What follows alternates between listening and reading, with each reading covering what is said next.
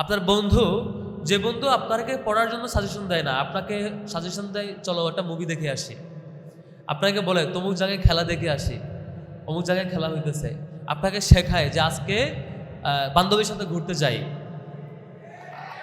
আজকে আজকে এই কাজ করি, ওই মানে যে কাজগুলোর কোনো ইম্প্যাক্ট আপাত দৃষ্টিতে নাই, কোনো ভ্যালু নাই।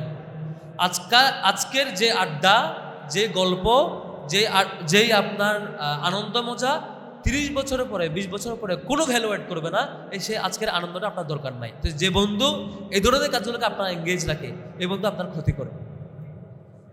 এখন এই বন্ধুদেরকে ফাইন্ড আউট করতে হবে যে কোন বন্ধু আপনাকে এই রিকমেন্ডেশনগুলো দেয়। তাকে বলতে হবে বন্ধু আমিও না করি তুইও না করো, অন্তত আমরা সেফ থাকি দুজনেই, অন্তত এই 2 বছর। যা করবেন ইউনিভার্সিটি লাইফ থেকে চিন্তা করেন, ইন্টারের 2 বছর কোনোভাবেই এদিক সেদিক তাকে সময় কাটানোর সুযোগ নাই। এখানে আমি যদি হাত তুলতে বলি প্রেম করেন কারা কারা, একটা বড় সংখ্যক মানুষ হাত তুলবেন, আমি জানি আপনারা করেন। হ্যাঁ, এখন মুশকিল হইলো আমি যেটা ফিল করি, আমি একটা অন্যভাবে ভাবতাম আগে, সেটা হচ্ছে একটা মানুষ, একটা ছেলে কেন দিনের একটা বড় সংখ্যক সময় একটা 3.5 হাত বড়ির একটা মেয়েকে নিয়ে ভাববে, কি কারণ আমরা বলেন সারাক্ষণ ভাববে? অথবা একটা মেয়ে, সে একটা ছেলের কথা বলা, টুন, বাচনভঙ্গি, ওঠা বসা, এগুলো নিয়ে ভাবতে ভাবতে সারাদিন কেন নষ্ট করবে? ওই সময়টা সে চাইলে পুরো পৃথিবী নিয়ে ভাবতে পারে, চাইলে সে পুরো তার ডেভেলপমেন্ট নিয়ে ভাবতে পারে, পুরো ফ্যামিলি নিয়ে ভাবতে পারে, কিন্তু সে ভাবে একটা মানুষ নিয়ে। অদ্ভুত ব্যাপার, সে কেমনে তাকায়, কেমনে হাসে, কেমনে কথা বলে, এগুলো নিয়ে ভাবতে ভাবতে আপনার দিন শেষ। তাহলে এই জিনিসটা এই ইন্টার লাইফে বন্ধ রাখতে হবে। পারা যাবে তো? পারবো আমরা? মানে যারা যেটুকু আগাইছি ওইটুকুতে বন্ধ রাখি, পারবো? মানে যারা আগায় নাই তারা আর আগাবো না, যারা আগাইছে ওইটুকুতে আপাতত বন্ধ বলে দেবেন যে আপাতত ইন্টার পরীক্ষা পর্যন্ত এটা আমাদের বন্ধ থাকবে। আরেকটা ব্যাপার, সেটা হলো গত বছর আপনাদের রেজাল্ট খুব একটা ভালো হয় নাই ইন্টারের, তাই না? আপনারা তো কনভিন্সড রেজাল্ট যে ভালো হয় নাই। এখন যদি সেইটার প্রভাবে এখনো আপনাদের এবার রেজাল্ট খারাপ করার চিন্তা থাকে, অর্থাৎ ওই যে মুরগির বাচ্চার মতো যে আমি মনে হয় আর উঠতে পারবো না, ওই ফিল করেন, তাহলে ভুল হবে। আমার কাছে মনে হয় এক সুন্দর পরিবেশে আপনারা নতুন করে ভাবতে পারেন যে কোনো মূল্যে আমাদের রেজাল্ট সর্বোচ্চ হবে এবং এমন একটা চমক হবে যে এবার আমরা টপ মোস্ট রেজাল্ট করবো ঢাকায়। এটা পসিবল, পারবেন না? এটা পসিবল। দ্বিতীয় হলো আমরা জুলাই অগাস্টে গণ অভ্যুত্থানের মধ্য দিয়ে একটা ভালো পরিবেশ পেয়েছি। এই ভালো পরিবেশে আমরা কখনোই কোনো পলিটিক্যাল পার্টিকে ক্যাম্পাসের রাজনৈতিক পরিবেশ নষ্ট করতে দেব না। যদি কখনো ছাত্র শিবিরের দায়িত্বশীলরাও এলোমেলো কিছু করে ক্যাম্পাসে, আপনারা তাদের বিরুদ্ধে দাঁড়াবেন। এটা হচ্ছে আপনাদের স্ট্যান্ড। আশা করি বুঝতে পারছেন। ছাত্র শিবিরও যদি আপনাদের কনসার্নের বাইরে, আপনাদের সেন্টিমেন্টের বাইরে, আপনাদের স্বার্থের বাইরে, শিক্ষার পরিবেশের বিপরীতে কিছু করে, আপনারাও শিবিরের বিরুদ্ধে দাঁড়াবেন, পারবেন না? তাহলে আপনাদের এই স্ট্যান্ডটা থাকতে হবে। এখানে কোনো পলিটিক্যাল পার্টির স্ট্যান্ড কতটুকু এটা জাজ করার জন্য ক্যাম্পাস চলবে না। ক্যাম্পাস চলবে শিক্ষার্থীরা যা চাইবে, শিক্ষার্থীদের যেটা নিশ্চিতভাবে কল্যাণ হবে সেটাই হবে। অন্য সংগঠন এই ফ্রেমওয়ার্কে আসতে বাধ্য। আমি শিবির করি ক্লাস 7 থেকে। আপনারা তো শিবির করেন না, অন্য সংগঠনও করেন না বেশি সংখ্যক, আমি জানি। আমি বলবো না যে আপনাদের শিবির করার দরকার আছে। আমি কখনোই কোনো স্কুলে কলেজে গিয়ে বলি না যে আপনার শিবির করার দরকার আছে। শুধু এইটুকু বলবো যে শিবির যদি উল্টাপাল্টা কিছু করে সেটার বিরুদ্ধে আপনারা দাঁড়াবেন। এটা আপনাদের প্রথম স্টেপ। দ্বিতীয় হচ্ছে শিবিরের কাছ থেকে কিছু প্রত্যাশা যদি আপনারা করেন সেটা রিকমেন্ডেশন পাঠাবেন যে আপনাদের কাছ থেকে এই জিনিসটা আমরা চাই। আমরা সেই দিক থেকে সক্ষমতার সর্বোচ্চটুকু দিয়ে দরদ দিয়ে আমরা চেষ্টা করবো সেই রেসপন্সটা করার। আমি ক্লাস 7 থেকে শিবির করি। আমি ক্লাস 7 থেকে 10 এবং ইন্টার পর্যন্ত আমার কাজ ছিল রাজনৈতিক বিষয়গুলো নিয়ে জাস্ট অ্যাওয়ার্ড থাকা, জানা, ইনফর্ম থাকা আর নিজেকে ডেভেলপ করা। আমার যেখানে ক্রাইসিস, আপনারা তো ঢাকায় পড়াশোনা করছেন, আমি পড়াশোনা করছি এলাকায়, খুব লোকাল এরিয়ায়।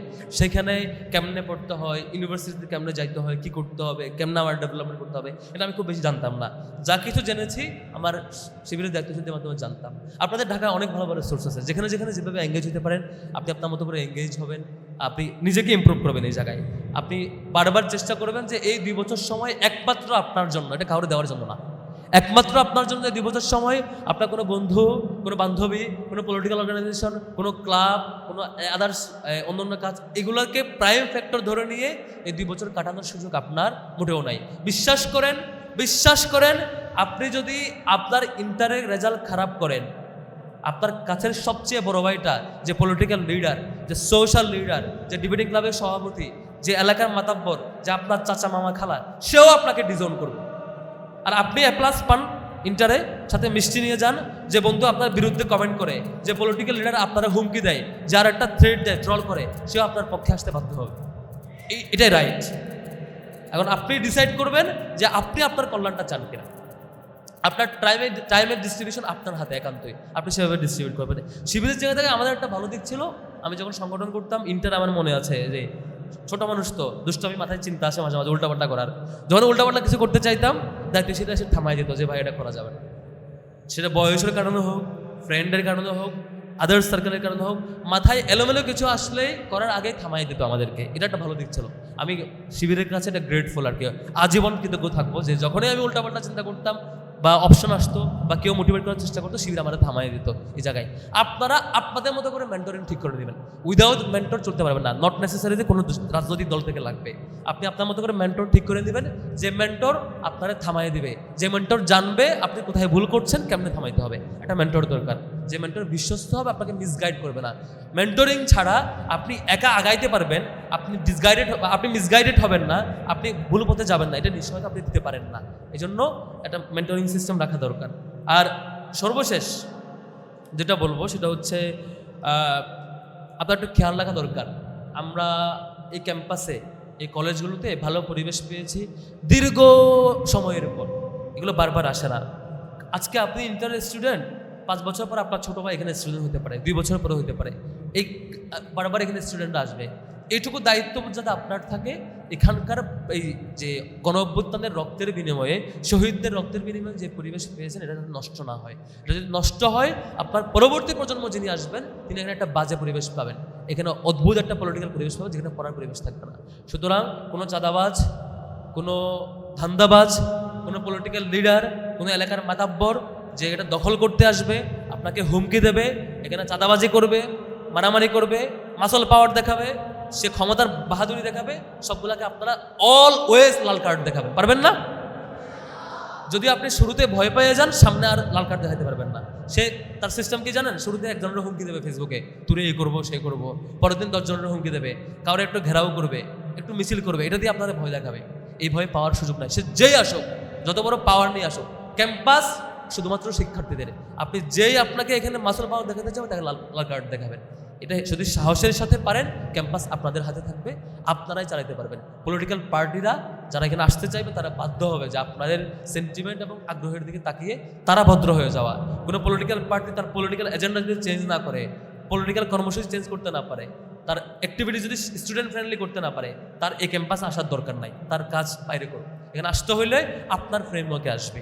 তারপর সর্বশেষ বলবো, আবারও রিকোয়েস্ট, বিনীত রিকোয়েস্ট আপনাদের প্রতি, সেটি হচ্ছে এখানে ওই সর্বশেষ যে আপুটা বসা আছে ওই পাশে, এবং এই কর্নারে যে ভাইটা বসা আছেন, প্রত্যেকটা মানুষ এমনও হইতে পারে, এখানকার প্রত্যেকটা মানুষ ইন্টারের রেজাল্ট দেওয়ার পরে মুখে হাসি, এমনও হইতে পারে। আবার এখানের সবচেয়ে হাসি খুশি যে মানুষটা আজকে, তিনি ওই দিন কাঁদছেন, এমনও হইতে পারে। আজকের ওকে, শোনা যায়। সবার আগে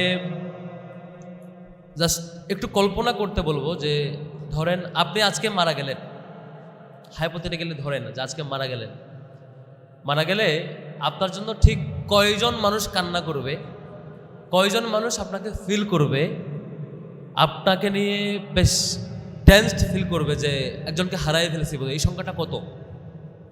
ধরেন আপনার মা, আপনার বাবা, আপনার ভাই, আপনার বোন, যোগ করবেন, এরকম কত 8-10 জন হবে।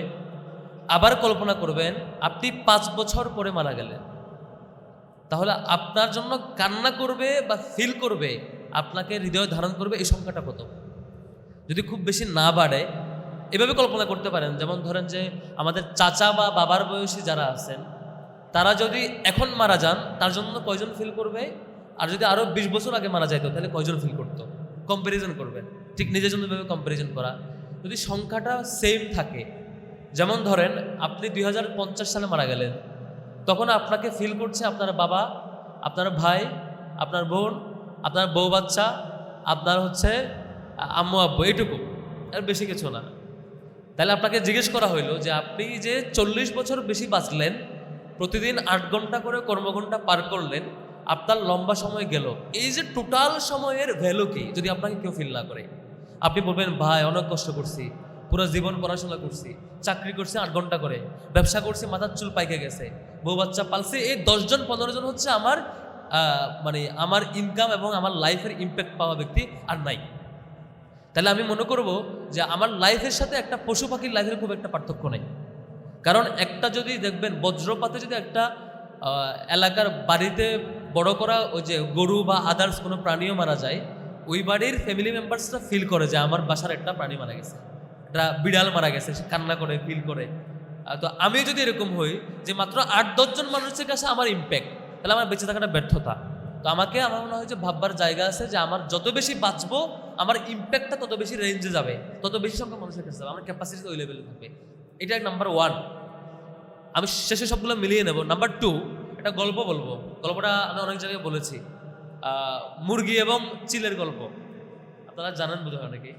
সেটা হচ্ছে একটা মুরগি, একটা চিল ভুল করে ডিম পাড়ছে মুরগির বাসায়। কি বলছে? একটা চিল ভুল করে ডিম পাড়ছে মুরগির বাসায়। এখন মুরগি মনে করছে এগুলো তার ডিম, কারণ তারও কিছু ডিম ছিল। এগুলো মোটামুটি তা দিয়ে ধরেন বাচ্চা ফুটাইলো।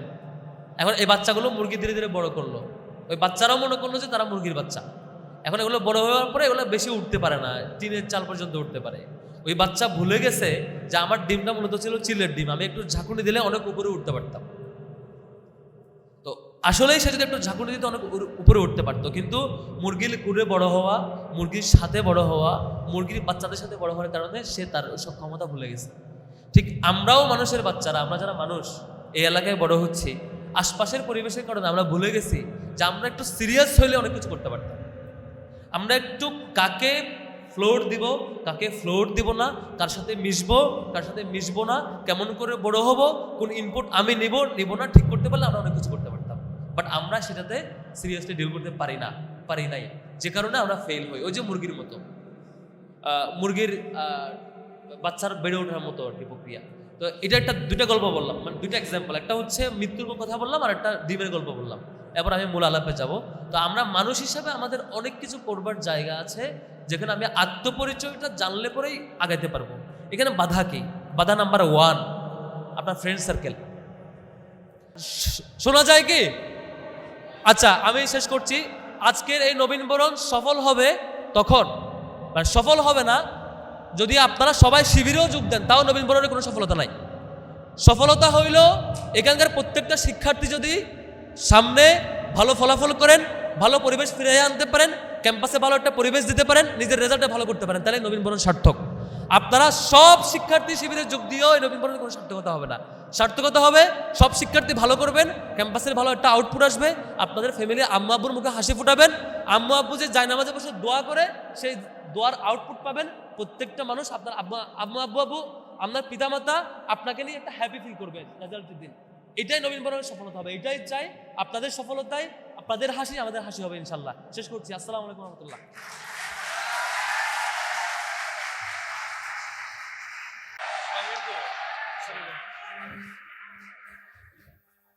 আসসালামু আলাইকুম ওরহমতুল্লাহি ওয়াবারাকাতুহু। শহীদ হাসান মেহেদী এবং শহীদ আবদুল্লাহর ক্যাম্পাস এটা, তাই না? আবদুল্লাহ, মেহেদী এবং আবদুল্লাহ দুইজন শহীদ তো ক্যাম্পাসের, তাই না? এই দুই শহীদদের স্মৃতি বিজড়িত ক্যাম্পাস। এই ক্যাম্পাসের ইন্টার প্রথম বর্ষের শিক্ষার্থীদের নিয়ে আজকে নবীনবরণে উপস্থিত সম্মানিত অতিথিবৃন্দ এবং উপস্থিত শিক্ষার্থী ভাই এবং বোনেরা, সবাইকে শুভেচ্ছা জানাচ্ছি। আমি কথা বেশি বলবো না, আমাদের আজাদ ভাই মোটামুটি কথা বলে ফেলেছেন যেগুলো বলবার মতো, আর ম্যামও কথা বলবেন ইনশাল্লাহ। আমি কয়েকটা কনসার্ন আপনাদেরকে শেয়ার করব ছোট ভাই হিসাবে, ছোট বোন হিসাবে, যেটা আমার বলবার কথা সেটুকু বলে শেষ করবো ইনশাল্লাহ।